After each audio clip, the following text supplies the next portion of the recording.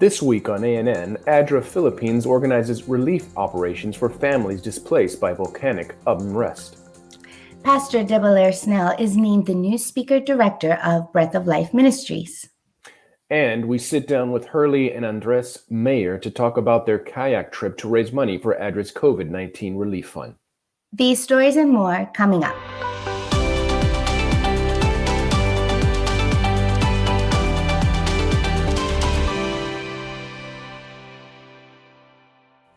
Thank you so much for joining us this week. First in the news, during the past 3 weeks, the Taal Volcano Network has recorded more than 800 volcanic earthquakes in the Philippines, including volcanic tremor events, low-frequency volcanic earthquakes, and low-level background tremors.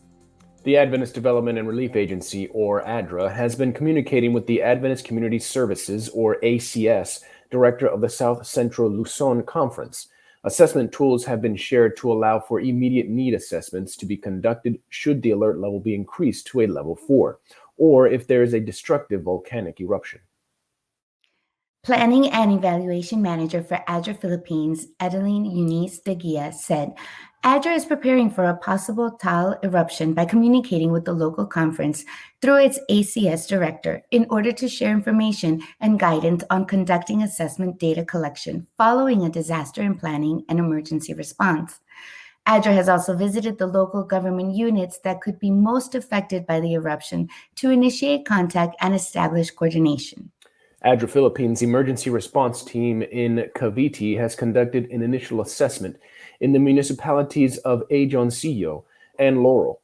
They are also planning to implement an initial response to help protect the affected families from the adverse effects of the daily high levels of sulfur dioxide emissions and prevent COVID-19 transmission through the provision of N95 masks.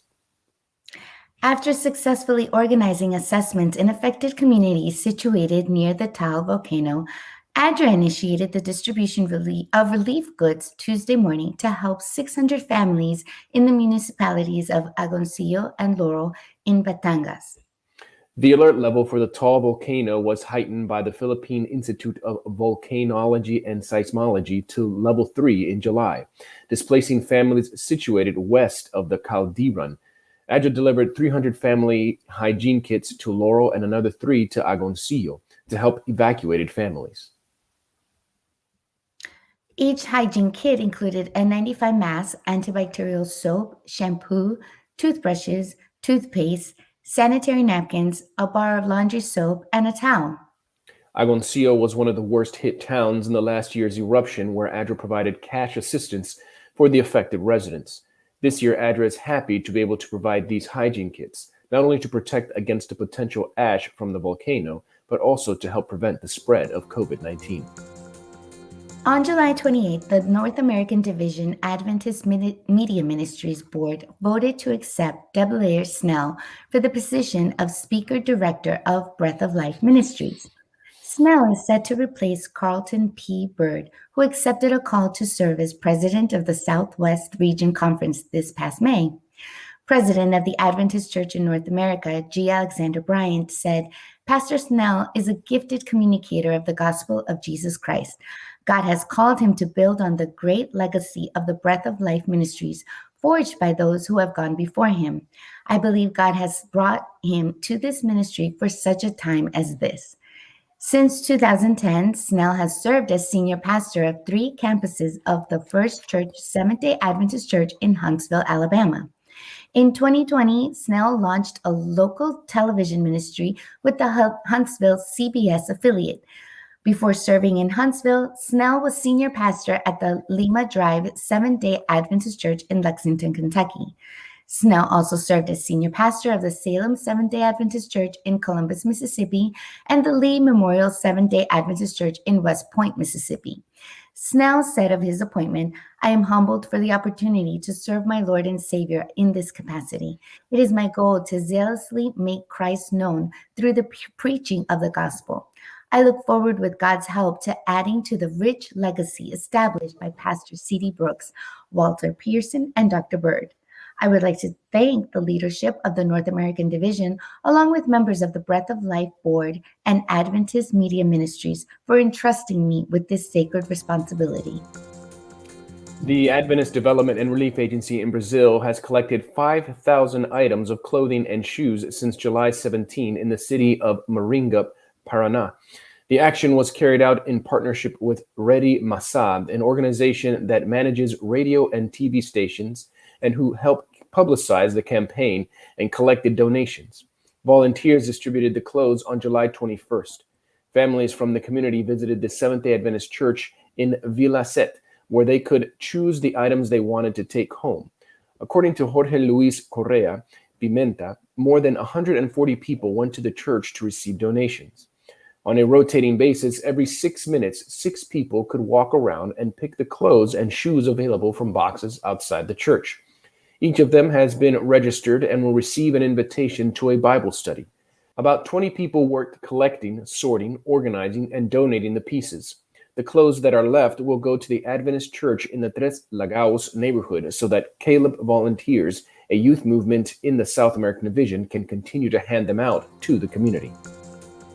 With ongoing COVID-19 restrictions across Greater Sydney, Australia, Women of Hope, comprised of more than 80 women from 6 Samoan women's groups, joined forces to prepare 305 care packs delivered to local charities and distributed to people in need.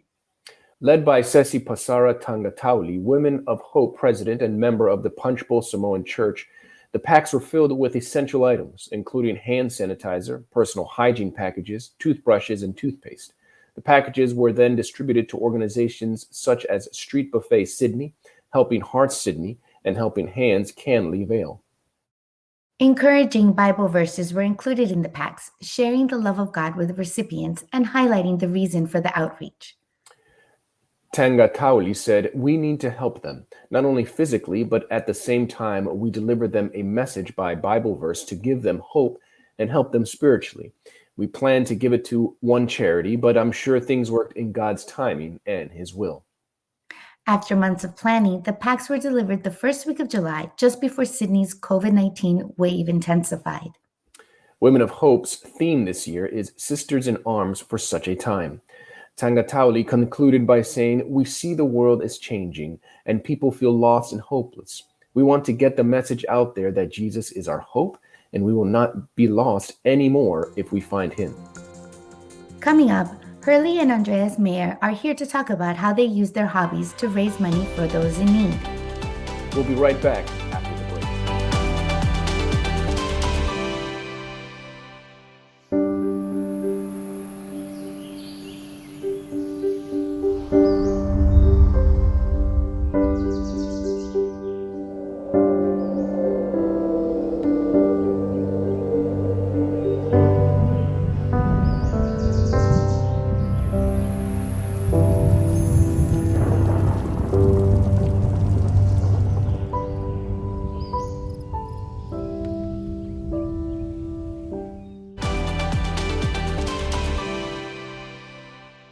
Welcome back. After facing rough tides, mosquitoes, and extreme heat, Hurley Mayer and his 13-year-old son Andreas finally reached the last stop of their 200-mile kayaking journey down the Chesapeake Bay on Friday, July 30. The duo started their adventure on Friday, July 16 at Elk River in Elkton in the U.S. state of Maryland, where family, friends, representatives from the Adventist Development and Relief Agency, Appleton Adventist Academy, where Andreas is an 8th grader, the New Hope Adventist Church, where both father and son attend services, the North American Division, and the local community met with them to share well wishes, prayer, and send them off. Hurley shared that he and his son did this to let the community know that even though the pandemic is easing in the U.S., people around the world are still facing hunger.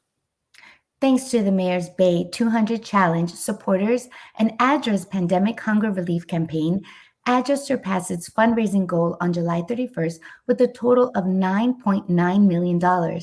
Proceeds will help families worldwide get access to food and other essentials who have been hit hard by the COVID-19 pandemic. Now that Hurley and Andreas are back, we sat down with them to hear about their journey, what they learned, and their advice about how you can use your talents and hobbies to help those in need.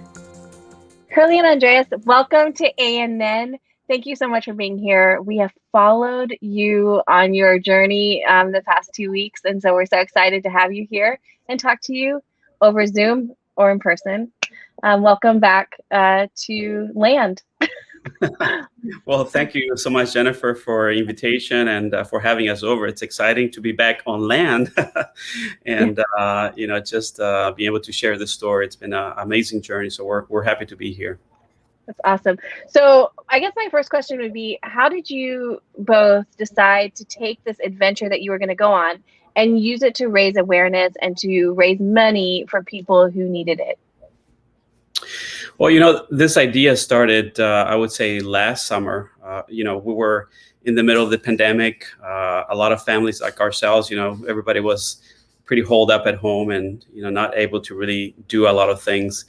And we wanted to, first of all, find a different way to get out to places where not packed with people. And so we started to, just think about, hey, maybe kayaking is a good opportunity. So, we got our kayaks, we started to do training.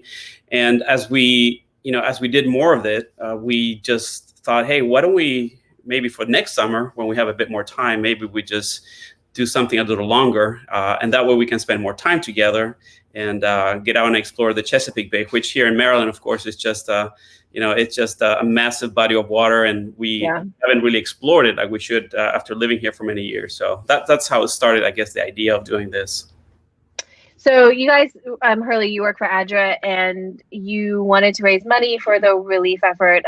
We just are hearing the COVID-19 pandemic, it's not over. ADRA is still working so hard to bring aid to people, bring relief. You guys have done such an amazing job. What sort of work is the money that we're raising for from the Bay 200 Challenge to where is it going? What will it be doing? Yes, and over the last 16 months, ADRA has been really working around the world, many countries, supporting really over 20 million people as they've really suffered the brunt of this pandemic. And so, it's ranged from a number of things, from providing medical equipment to hospitals, to providing food and basic needs for families that have struggled. And so as the pandemic has continued, the response, of course, has also expanded. And one of the needs that we see at ADRA right now, and for those of you who are tuning in from abroad, the issue of hunger is just really become a major issue, a major problem. And for a lot of families who were already on the brink of hunger, this has just really thrown them, over that line. And so, for many families, they're struggling to really find their next meal. Many of them have lost their jobs, their livelihoods, and really they don't know where they can find their next meal. So ADRA has been really ramping up, providing food and helping families really stay alive for many of them. And over time, this should carry them through this difficult time where they can start to really recover and do well. So that's really trying to meet some of the immediate needs that are happening. And that's happening now, again, across many countries and supporting millions of people around the world. Yeah, and since July, ADRA's raised $9.9 million.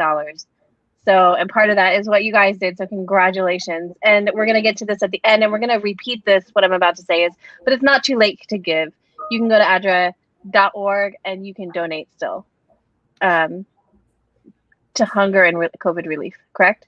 That's right, yes. And, this campaign has been really, it's been a really great opportunity for people to make their dollar go a little bit further. And so if you gave $1, that dollar would be matched, so it became $3. And this was thanks to the support of a lot of our just really committed donors and partners that came through for us. And so, it's just been great to be able to share that, to encourage people to donate. And, while the match actually just ended, you can still make a difference by giving whatever you want. And, we always say any little bit will make a difference. And it is very true. It doesn't take a whole lot to feed a family to make a difference. So we continue to encourage people, go online and, make your donation. Exactly. And we'll put that up here, and then we're going to do it again at the end because it's really important. Here, ADRA is the humanitarian arm of the Seventh-day Adventist Church, and we have an initiative, I Will Go. And a lot of times when people hear I will go, they think of being a missionary, which is important, and evangelism, which is important. But to me, what you guys did was I will go. You guys did something that you wanted to do. You have the ability to be kayakers. It's a hobby of yours. And you used it to raise awareness and to bring aid to a community. And I just wanted to ask you guys, what would you just say to someone who wants to serve their community, who wants to go, but maybe they can't be a missionary, they can't do evangelism? How would you encourage them to use their gifts and their hobbies and their talents to serve? Yes, and it is very true. This is, I think the best way to describe it is just find something that you're passionate about.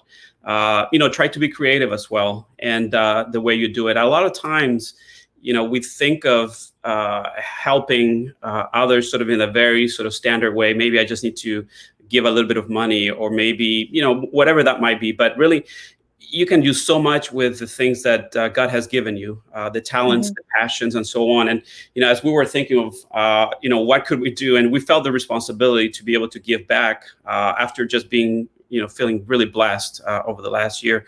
We said, why don't we try kayaking? That's something that we love doing. It's going to be fun doing it, and it can also help people, in the process. And so that was sort of our I Will Go challenge, if you will. Yeah.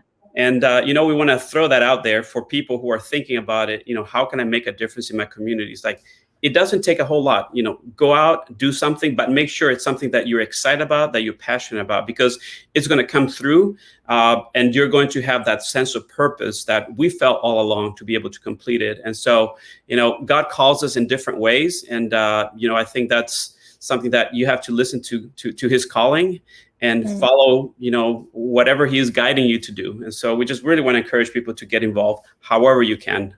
That's really awesome. And before we go, one more time, can you tell people where they can donate to ADRA for the COVID Relief Fund, and just a little bit more information, anything you feel like people should know about ADRA and what they're doing and that kind of thing? Yes, definitely. And, the lines are still open and the website is still open. So if you want to donate, and the way we've been doing is for our challenge, we've been tracking the donations through our own website, but you have two options. Go to adra.org and you'll see that as you come to that homepage, or also you can go to adra.org/Bay200challenge /give. Either way will get you there. And again, give whatever you can. Do it soon before we close the campaign. But just think about all the lives that you're going to be changing. And look, we've done all the work in terms of paddling and sweating it out. And so your support just means a lot to us, even if we've already come back. But we just really rely on people like yourselves to make a difference. So thank you. Really appreciate it. Well, thank you, Hurley, and thank you, Andreas, for being here. It's so great to see you, and congratulations for the amazing work that you did. And goodness, we've been following you. I'm so excited. So welcome back. Well, thank you, Jennifer. We really appreciate it. Thank you. Coming up, David Trim is here for This Week in Adventist History. But up next, if you have ever dreamed of being a missionary, Adventist Mission has an appeal for you.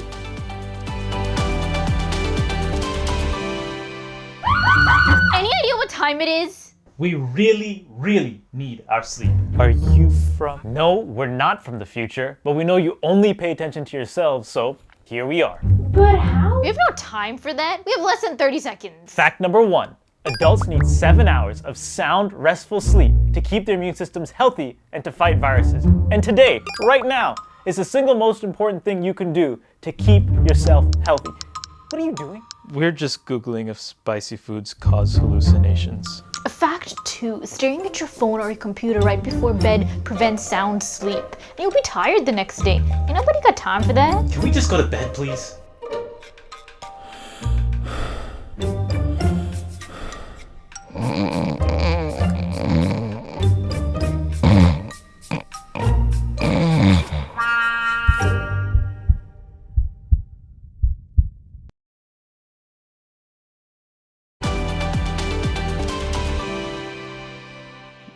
Welcome back. There are 88 countries whose total population combined would still be smaller than the Japan's Tokyo metro area. And yet only 1% of the population is Christian. Adventist Mission has more.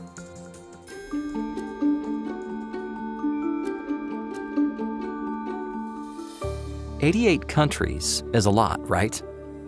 Tokyo alone is so large that there are 88 countries whose total population combined would still be smaller than the Tokyo metro area.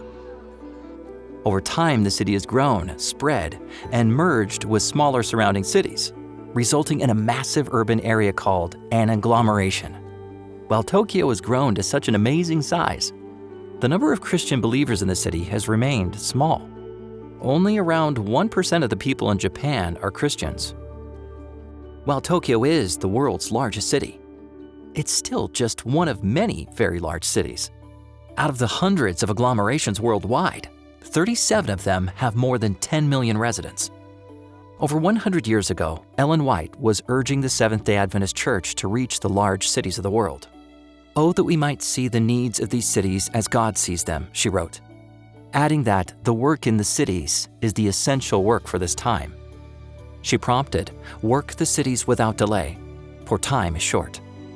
But in 1900, around that very time, there were only 15 cities on Earth that had more than 1 million residents. Today, that number has increased to almost 600. Many of these cities only have 1 or 2 Adventist churches, and some still have no Adventist presence at all. How can we make a difference? Through the mission offerings, Adventists around the world contribute to critical outreach in the cities.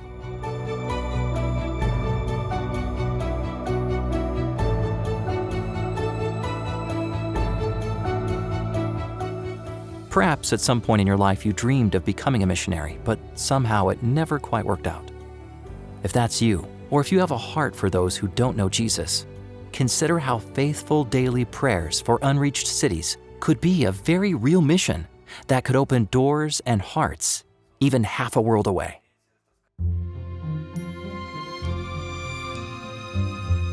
Sharon has answered this call to prayer wholeheartedly. The Mission to the Cities prayer map arranges these cities on lines to look like a subway map, and Sharon uses it as a guide to pray for one city each day. She's been praying for more than a year, and she has already checkmarked more than 200 of these 580 large cities. She prays for the residents of the cities, for their health, their marriages, their leaders, and their faith. God hears her daily prayers, and Sharon believes that He is answering in quiet but amazing ways. She looks forward to hearing the stories one day in heaven. Adventist schools are also praying for the cities. At Hillside Christian School, a one-room school in Wisconsin, the students began by praying for the large cities in North America. Each day they prayed for a different city. One student would pray for the homeless in the city. Another prayed for families. As a team, they took the needs of these cities to God in prayer, and then checkmarked each city on the map. Churches and schools, adults, children, and academy students are praying for the cities. We believe that as we gather in spirit, praying in unity for the cities, God will be with us and hear our prayers. As you pray for each city, please ask God to bless the work of missionaries and global mission pioneers there. Prayer maps are available for download on the Mission to the Cities website. You can print them for yourself, your school, your prayer group, or your church. Please join other prayer missionaries and pray your way around the world.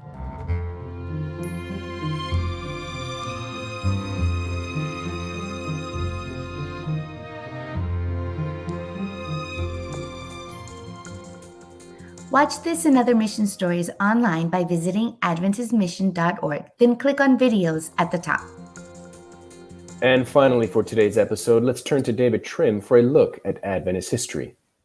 This week, we hear about the death of Adventist church pioneer James White. Welcome to This Week in Adventist History. On August 6, 1881, in Battle Creek, Michigan, James White died after an acute illness of less than a week. Perhaps fittingly, he passed to his rest on a Sabbath afternoon. James Springer White had been born August 4, 1821, in a small town in the U.S. state of Maine. He was a titanic figure in early Adventism and would be one of the most formative influences on Adventist history. He would be that even apart from his marriage to Ellen Gould Harmon. James was hugely influential in the 20 years after 1844, initially in establishing common beliefs among the somewhat inchoate groups of Sabbatarian Adventists, and then in founding the Seventh-day Adventist Church. Thereafter, in the organized denomination's first 20 years, he served as General Conference President 3 times. It was he who established our publishing work. He was a keen health reformer, and he played a key role in persuading American Adventists that they had to take the third angel's message to the rest of the world. James White did not suffer fools lightly, and he had a writing and speaking style that could be ironic, sarcastic, even caustic. But he had a deep respect and affection for those who, with him, went through the great disappointment and the formative years of Seventh-day Sabbath-keeping Adventism. James White devoted everything to the cause, all his wealth, his time, his energy. Persistent overwork taxed his health and strength, and he suffered strokes while still in his 40s. In the winter of 1878-79, failing health led James and Ellen to spend that time in Texas, where the climate was warmer. Over the next 2 years, there were increasing periods when he could not work. His long years of mental and physical overexertion had taken a toll, and he looked much older than he was. He died this week, 140 years ago, just 2 days after his 60th birthday. Standing by the side of her husband's casket at the funeral service in the Battle Creek Tabernacle a week later, Ellen White pledged herself to press on in the work that had been entrusted to her despite the loss of her husband. She lived and labored another 36 years, but we should not forget James White, but for whom there might not be a Seventh-day Adventist church. That was this week in Adventist history. Thanks for watching ANN. Join us next week for more news from the headquarters of the Seventh-day Adventist Church. Did you know the Adventist Church has a YouTube channel and where you can watch ANN Video, ANN In Depth, and plenty of other amazing videos on prophecy, health, and Bible study? Just go to YouTube and search for the Adventist Church. Click the subscribe button to make sure you're caught up every week. And remember, leave a comment or a prayer request. We have people who are praying for you 24 hours a day, 7 days a week. Before we say goodbye, here's some good news from the book of 1 Kings, chapter 2, verse 3. The passage says, "And absorb what the Lord your God requires. Walk in obedience to him and keep his decrees and commands, his laws and regulations as written in the law of Moses. Do this so that you may prosper in all you do and wherever you go." That's our program for this week. And remember, you can always visit adventist.news for daily news and videos. Until next time, God bless. Take care.